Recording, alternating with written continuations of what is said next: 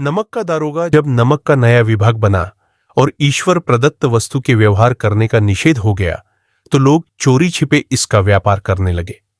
अनेक प्रकार के छल प्रपंचों का सूत्रपात हुआ। कोई घूस से काम निकालता था, कोई चालाकी से। अधिकारियों के पौबारा थे। पटवारीगिरी का सर्वसम्मानित पद छोड़ छोड़कर लोग इस विभाग की बरकंदाजी करते थे। इसके दारोगा पद के लिए तो वकीलों का भी जी ललचाता था। यह वह समय था जब अंग्रेजी शिक्षा और ईसाई मत को लोग एक ही वस्तु समझते थे। फारसी का प्राबल्य था। प्रेम की कथाएं और श्रृंगार रस के काव्य पढ़कर फारसीदा लोग सर्वोच्च पदों पर नियुक्त हो जाया करते थे। मुंशी वंशीधर भी जुलेखा की विरह कथा समाप्त करके मजनू और फरहाद के प्रेम वृत्तांत को नल और नील की लड़ाई और अमेरिका के आविष्कार से अधिक महत्व की बातें समझते हुए रोजगार की खोज में निकले। उनके पिता एक अनुभवी पुरुष थे। समझाने लगे, बेटा, घर की दुर्दशा देख रहे हो। आरण के बोझ से दबे हुए हैं। लड़कियां हैं, वे घास फूस की तरह बढ़ती चली जाती है। मैं कगारे पर का वृक्ष हो रहा हूं, न मालूम कब गिर पड़े। अब तुम ही घर के मालिक मुख्तार हो। नौकरी में ओहदे की ओर ध्यान मत देना। यह पीर का मजार है। निगाह चढ़ावे और चादर पर होनी चाहिए। ऐसा काम ढूंढना जहां कुछ ऊपरी आय हो। मासिक वेतन तो पूर्णमासी का चांद है, जो एक दिन दिखाई देता है और घटते घटते लुप्त हो जाता है। ऊपरी आय बहता हुआ स्रोत है, जिससे सदैव प्यास बुझती है। वेतन मनुष्य देता है, इसी से उसमें वृद्धि नहीं होती। ऊपरी आमदनी ईश्वर देता है, इसी से उसकी बरकत होती है। तुम स्वयं विद्वान हो, तुम्हें क्या समझाऊं। इस विषय में विवेक की बड़ी आवश्यकता है। मनुष्य को देखो, उसकी आवश्यकता को देखो और अवसर देखो। उसके उपरांत जो उचित समझो करो। गरज वाले आदमी के साथ कठोरता करने में लाभ ही लाभ है, लेकिन बेगरज को दांव पर पाना जरा कठिन है। इन बातों को निगाह में बांध लो। ये मेरी जन्म भर की कमाई है। इस उपदेश के बाद पिताजी ने आशीर्वाद दिया। वंशीधर आज्ञाकारी पुत्र थे। ये बातें ध्यान से सुनी और तब घर से चल खड़े हुए। इस विस्तृत संसार में उनके लिए धैर्य अपना मित्र, बुद्धि अपनी पथ प्रदर्शक और आत्मावलंबन ही अपना सहायक था। लेकिन अच्छे शकुन से चले थे। जाते ही जाते नमक विभाग के दारोगा पद पर प्रतिष्ठित हो गए। वेतन अच्छा और ऊपरी आय का तो ठिकाना ही न था। वृद्ध मुंशी जी को सुख संवाद मिला तो फूले न समाये। महाजन कुछ नरम पड़े। कलवार की आशालता लहलहाई। पड़ोसियों के हृदय में शूल उठने लगे। जाड़े के दिन थे और रात का समय था।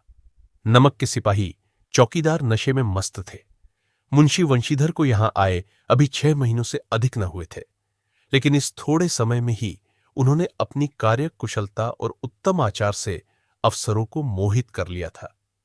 अफसर लोग उनका बहुत विश्वास करने लगे। नमक के दफ्तर से 1 मील पूर्व की ओर जमुना बहती थी। उस पर नावों का एक पुल बना हुआ था। दारोगा जी किवाड़ बंद किए मीठी नींद से सो रहे थे। अचानक आंख खुली तो नदी के प्रवाह की जगह गाड़ियों की गड़गड़ाहट तथा मल्लाहों का कोलाहल सुनाई दिया। उठ बैठे। इतनी रात गए गाड़ियां क्यों नदी के पार जाती है? अवश्य कुछ न कुछ गोलमाल है। तर्क ने भ्रम को पुष्ट किया। वर्दी पहनी, तमंचा जेब में रखा और बात की बात में घोड़ा बढ़ाए हुए पुल पर आ पहुंचे। गाड़ियों की एक लंबी कतार पुल के पार जाती देखी। डांट कर पूछा, किसकी गाड़ियां हैं? थोड़ी देर तक सन्नाटा रहा। आदमियों में कुछ कानाफूसी हुई। तब आगे वाले ने कहा, पंडित अलूपीदीन की। कौन पंडित अलूपीदीन? दातागंज के। मुंशी वंशीधर चौके। पंडित अलूपीदीन इस इलाके के सबसे प्रतिष्ठित जमींदार थे। लाखों रुपए का लेन देन करते थे। इधर छोटे से बड़े कौन ऐसे थे जो उनके आरनी न हो। व्यापार बड़ा लंबा चौड़ा था। बड़े चलते पुजे आदमी थे। अंग्रेज अफसर उनके इलाके में शिकार खेलने आते और उनके मेहमान होते। 12 मास सदा व्रत चलता था। मुंशी जी ने पूछा, गाड़ियां कहां जाएंगी? उत्तर मिला, कानपुर। लेकिन इस प्रश्न पर कि इनमें क्या है, सन्नाटा छा गया। दारोगा साहब का संदेह और भी बढ़ा। कुछ देर तक उत्तर की बाट देखकर वह जोर से बोले, क्या गूंगे हो गए हो? हम पूछते हैं, इनमें क्या लदा है? जब इस बार भी कोई उत्तर न मिला तो उन्होंने घोड़े को एक गाड़ी से मिलाकर बोरे को टटोला। भ्रम दूर हो गया। ये नमक के ढेले थे। पंडित अलोपी दीन अपने सजीले रथ पर सवार कुछ सोते कुछ जागते चले आते थे। अचानक कई गाड़ीवानों ने घबराए हुए आकर जगाया और बोले, महाराज, दारोगा ने गाड़ियां रोक दी है और घाट पर खड़े आपको बुलाते हैं। पंडित अलोपी दीन का लक्ष्मी जी पर अखंड विश्वास था। वह कहा करते थे कि संसार का तो कहना ही क्या, स्वर्ग में भी लक्ष्मी का ही राज्य है। उनका यह कहना यथार्थी था। न्याय और नीति सब लक्ष्मी के ही खिलौने हैं, इन्हें वह जैसे चाहती है नचाती है। लेटे ही लेटे गर्व से बोले, चलो हम आते हैं। यह कहकर पंडित जी ने बड़ी निश्चितता से पान के बीड़े लगाकर खाए। फिर लिहाफ उड़े हुए दारोगा के पास आकर बोले, बाबूजी, आशीर्वाद। कहिए, हमसे ऐसा कौन सा अपराध हुआ कि गाड़ियां रोक दी गई? हम ब्राह्मणों पर तो आपकी कृपा दृष्टि रहनी चाहिए। वंशीधर रुखाई से बोले, सरकारी हुक्म। पंडित अलोपी दीन ने हंसकर कहा, हम सरकारी हुक्म को नहीं जानते और न सरकार को। हमारे सरकार तो आप ही है। हमारा और आपका तो घर का मामला है। हम कभी आपसे बाहर हो सकते हैं। आपने व्यर्थ का कष्ट उठाया। यह हो नहीं सकता कि इधर से जाए और इस घाट के देवता को भेंट न चढ़ाए। मैं तो आपकी सेवा में स्वयं ही आ रहा था। वंशीधर पर ऐश्वर्य की मोहिनी वंशी का कुछ प्रभाव न पड़ा। ईमानदारी की नई उमंग थी। कड़क कर बोले, हम उन नमकहरामों में नहीं हैं जो कौड़ियों पर अपना ईमान बेचते फिरते हैं। आप इस समय हिरासत में है। आपका कायदे के अनुसार चालान होगा। बस, मुझे अधिक बातों की फुर्सत नहीं है। जमादार बदलू सिंह, तुम इन्हें हिरासत में ले चलो, मैं हुक्म देता हूं। पंचायत अलोपी दीन स्तंभित हो गए। गाड़ीवानों में हलचल मच गई। पंडित जी के जीवन में कदाचित यह पहला ही अवसर था कि पंडित जी को ऐसी कठोर बातें सुननी पड़ी। बदलू सिंह आगे बढ़ा, किंतु रोब के मारे यह साहस न हुआ कि उनका हाथ पकड़ सके। पंडित जी ने धर्म को धन का ऐसा निरादर करते कभी न देखा था। विचार किया कि यह अभी उदंड लड़का है, माया मोह के जाल में अभी नहीं पड़ा, अल्हड़ है, झिझकता है। बहुत दीन भाव से बोले, बाबू साहब, ऐसा न कीजिए, हम मिट जाएंगे, इज्जत धूल में मिल जाएगी। हमारा अपमान करने से आपके हाथ क्या आएगा? हम किसी तरह आपसे बाहर थोड़े ही हैं। वंशीधर ने कठोर स्वर में कहा, हम ऐसी बातें नहीं सुनना चाहते। अलोपी दीन ने जिस सहारे को चट्टान समझ रखा था, वह पैरों के नीचे से खिसकता हुआ मालूम हुआ। स्वाभिमान और धनैश्वर्य को कड़ी चोट लगी, किंतु अभी तक धन की सांख्यिक शक्ति का पूरा भरोसा था।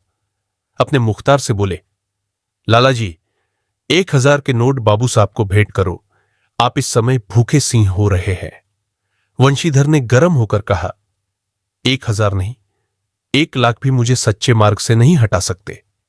धर्म की इस बुद्धिहीनता, दृढ़ता और देवदुर्लभ त्याग पर मन बहुत झुंझलाया। अब दोनों शक्तियों में संग्राम होने लगा। धन ने उछल उछल कर आक्रमण करने शुरू किए। 1 से 5, 5 से 10, 10 से 15 और 15 से 20,000 तक नौबत पहुंची, किंतु धर्म अलौकिक वीरता के साथ इस बहुसंख्यक सेना के सम्मुख अकेला पर्वत की भांति अटल, अविचलित खड़ा था। अलोपी दीन निराश होकर बोले, अब इससे अधिक मेरा साहस नहीं, आगे आपको अधिकार है। वंशीधर ने अपने जमादार को ललकारा। बदलू सिंह मन में दारोगा जी को गालियां देता हुआ पंडित अलोपी दीन की ओर बढ़ा। पंडित जी घबरा कर 2-3 कदम पीछे हट गए। अत्यंत दीनता से बोले, बाबू साहब, ईश्वर के लिए मुझ पर दया कीजिए। मैं 25,000 पर निपटारा करने को तैयार हूं। असंभव बात है। 30,000 पर किसी तरह भी संभव नहीं। क्या 40,000 पर भी नहीं? 40,000 नहीं, 40 लाख पर भी असंभव है। बदलू सिंह, इस आदमी को अभी हिरासत में ले लो। अब मैं एक शब्द भी नहीं सुनना चाहता। धर्म ने धन को पैरों तले कुचल डाला। अलोपी दीन ने एक हृष्टपुष्ट मनुष्य को हथकड़ियां लिए हुए अपनी तरफ आते देखा। चारों ओर निराशा और कातर दृष्टि से देखने लगे। इसके बाद मूर्छित होकर गिर पड़े। दुनिया सोती थी, पर दुनिया की जीभ जागती थी। सवेरे देखिए तो बालक वृद्ध सबके मुंह से यही बात सुनाई देती थी। जिसे देखिए वही पंडित जी के इस व्यवहार पर टीका टिप्पणी कर रहा था। निंदा की बौछारें हो रही थी, मानो संसार से अब पापी का पाप कट गया। पानी को दूध के नाम से बेचने वाला ग्वाला, कल्पित रोजनामचे भरने वाले अधिकारी वर्ग, रेल में बिना टिकट सफर करने वाले बाबू लोग, जाली दस्तावेज बनाने वाले सेठ और साहूकार, यह सब के सब देवताओं की भांति गर्दनें चला रहे थे। जब दूसरे दिन पंडित अलोपीदीन अभियुक्त होकर कांस्टेबलों के साथ, हाथों में हथकड़ियां, हृदय में ग्लानि और क्षोभ भरे, लज्जा से गर्दन झुकाए अदालत की तरफ चले तो सारे शहर में हलचल मच गई। मेलों में कदाचित आंखें इतनी व्यग्र न होती होंगी। भीड़ के मारे छत और दीवार में कोई भेद न रहा, किंतु अदालत में पहुंचने की देर थी। पंडित अलोपीदीन इस अगाध वन के सिंह थे। अधिकारी वर्ग उनके भक्त, अमले उनके सेवक, वकील मुख्तार उनके आज्ञापालक और अर्दली, चपरासी तथा चौकीदार तो उनके बिना मोल के गुलाम थे। उन्हें देखते ही लोग चारों तरफ से दौड़े। सभी लोग विस्मित हो रहे थे, इसलिए नहीं कि अलोपीदीन ने क्यों यह कर्म किया, बल्कि इसलिए कि वह कानून के पंजे में कैसे आए। ऐसा मनुष्य जिसके पास असाध्य साधन करने वाला धन और अनन्य वाचालता हो, वह क्यों कानून के पंजे में आए। प्रत्येक मनुष्य उनसे सहानुभूति प्रकट करता था। बड़ी तत्परता से इस आक्रमण को रोकने के निमित्त वकीलों की एक सेना तैयार की गई। न्याय के मैदान में धर्म और धन में युद्ध ठन गया। वंशीधर चुपचाप खड़े थे। उनके पास सत्य के सिवा न कोई बल था, न स्पष्ट भाषण के अतिरिक्त कोई शस्त्र। गवाह थे, किंतु लोभ से डावांडोल, यहां तक कि मुंशी जी को न्याय भी अपनी ओर से कुछ खींचा हुआ दीख पड़ता था। वह न्याय का दरबार था, परंतु उसके कर्मचारियों पर पक्षपात का नशा छाया हुआ था। किंतु पक्षपात और न्याय का क्या मेल। जहां पक्षपात हो वहां न्याय की कल्पना भी नहीं की जा सकती। मुकदमा शीघ्र ही समाप्त हो गया। डिप्टी मजिस्ट्रेट ने अपनी तजवीज में लिखा, पंडित अलोपीदीन के विरुद्ध दिए गए प्रमाण निर्मूल और भ्रमात्मक है। वह एक बड़े भारी आदमी है। यह बात कल्पना के बाहर है कि उन्होंने थोड़े लाभ के लिए ऐसा दुस्साहस किया हो। यद्यपि नमक के दारोगा मुंशी वंशीधर का अधिक दोष नहीं, लेकिन यह बड़े खेद की बात है कि उनकी उदंडता और विचारहीनता के कारण एक भले मानुस को कष्ट झेलना पड़ा। हम प्रसन्न हैं कि वह अपने काम से सजग और सचेत रहता है, किंतु नमक से मुकदमे की बड़ी हुई नमक हलाली ने उसके विवेक और बुद्धि को भ्रष्ट कर दिया। भविष्य में उसे होशियार रहना चाहिए। वकीलों ने यह फैसला सुना और उछल पड़े। पंडित अलोपीदीन मुस्कुराते हुए बाहर निकले। स्वजन बांधवों ने रुपयों की लूट की। उदारता का सागर उमड़ पड़ा। उसकी लहरों अदालत की नींव तक हिला दी। जब वंशीधर बाहर निकले तो चारों ओर से उनके ऊपर व्यंग्य बाणों की वर्षा होने लगी। चपरासियों ने झुक झुक कर सलाम किए, किंतु इस समय एक एक कटुवाक्य, एक एक संकेत उनकी गर्वाग्नि को प्रज्वलित कर रहा था। कदाचित इस मुकदमे में सफल होकर वह इस तरह अकड़ते हुए न चलते। आज उन्हें संसार का एक खेदजनक विचित्र अनुभव हुआ। न्याय और विद्वत्ता, लंबी चौड़ी उपाधियां, बड़ी बड़ी दाढ़ियां और डीले चोंगे एक भी सच्चे आदर के पात्र नहीं हैं। वंशीधर ने धन से बैर मोल लिया था। उसका मूल्य चुकाना अनिवार्य था। कठिनता से 1 सप्ताह बीता होगा कि मुअत्तली का परवाना आ पहुंचा। कार्यपरायणता का दंड मिला। बेचारे भग्न हृदय, शोक और खेद से व्यथित घर को चले। बूढ़े मुंशी जी तो पहले ही से कुड़बुड़ा रहे थे कि चलते चलते इस लड़के को समझाया था, लेकिन इसने एक न सुनी। सब मनमानी करता है। हम तो कलवार और कसाई के तगादे सहे, बुढ़ापे में भगत बनकर बैठे और वहां बस वही सूखी तनख्वाह।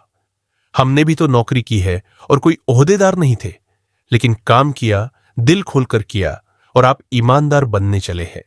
घर में चाहे अंधेरा हो, मस्जिद में अवश्य दिया जलाएंगे। खेद ऐसी समझ पर। पढ़ना लिखना सब अकारट गया। इसके थोड़े ही दिनों बाद जब मुंशी वंशीधर इस दुरवस्था में घर पहुंचे और बूढ़े पिताजी ने समाचार सुना तो सिर पीट लिया। बोले, जी चाहता है कि तुम्हारा और अपना सिर फोड़ लूं। बहुत देर तक पछता पछता कर हाथ मलते रहे। क्रोध में कुछ कठोर बातें भी कही, और यदि वंशीधर वहां से टल न जाते तो अवश्य ही यह क्रोध विकट रूप धारण करता। वृद्धा माता को भी दुख हुआ। जगन्नाथ और रामेश्वर की यात्रा की कामनाएं मिट्टी में मिल गई। पत्नी ने तो कई दिन तक सीधे मुंह से बात भी नहीं की। इस प्रकार 1 सप्ताह बीत गया। संध्या का समय था। बूढ़े मुंशी जी बैठे राम नाम की माला जप रहे थे। इसी समय उनके द्वार पर सजा हुआ रथ आकर रुका।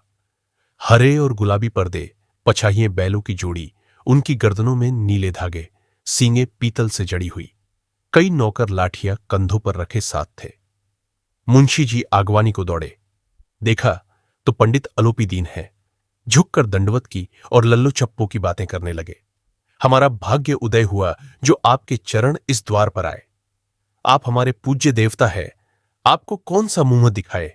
मुंह में तो कालिख लगी हुई है, किंतु क्या करे, लड़का अभागा कपूत है, नहीं तो आपसे क्यों मुंह छिपाना पड़ता।